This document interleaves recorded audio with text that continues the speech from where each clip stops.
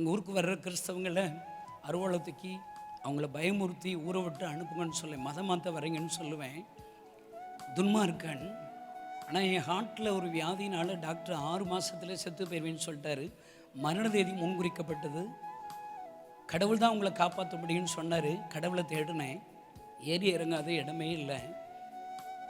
சாகிறது சாக போகிற இந்த கிறிஸ்தவங்க சாமியை கும்பிட்டுட்டு சாவன்னு சொல்லி தான் சர்ச்சுக்கு போனேன். அவங்க பாடுற பாட்டு எனக்கு புரியாது, அவங்க பண்ணுற பிரசங்கமே எனக்கு புரியாது. அவங்க ஜெபிக்கணும்னு சொல்லும்போது சும்மா ஒரு நிமிஷம் பேசுவாங்க. கண்ணை மூடி ஜெபிக்கணும்னு யாரும் எனக்கு சொல்லி கொடுக்கல. சும்மா சொன்னேன், ஏசப்பா நான் உயிர் வாழ ஆசைப்படுறேன், எனக்கு உயிர் தாங்க. சும்மா ஒரு நிமிஷம் ஜெபம் பண்ணேங்க. எனக்கு நல்ல ஞாபகம் இருக்குது. அந்த ஒரு நிமிட ஜெபத்தில் ஏதோ ஒரு வல்லமை என்னை தொட்டதை என்னால் உணர முடிந்தது. ஐயா,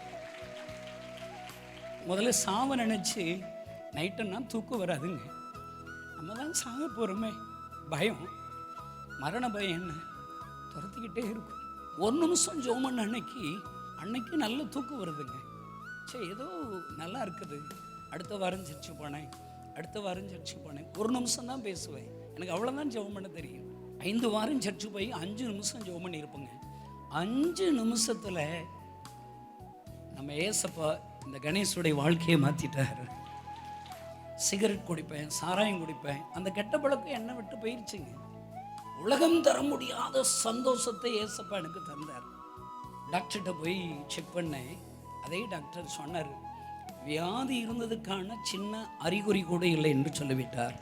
லைவ்லியா, ஒருவேளை நீங்கள் உங்களுடைய பர்சனல் லைஃப்பில் ஏதாவது கஷ்டம் இருக்குதா, வியாதி இருக்குதா, ஏதாவது பாவத்தை விட முடியலையா, நெருக்கங்கள் இருக்குதா, அவமானங்கள் இருக்குதா, எதிர்காலத்தில் நினச்சி நீ பயந்துக்கிட்டே வந்திருக்கிறீங்களா? நல்லா ஞாபகம் வச்சுக்கோங்க, இந்த முகாமை உங்களுக்காக தான்.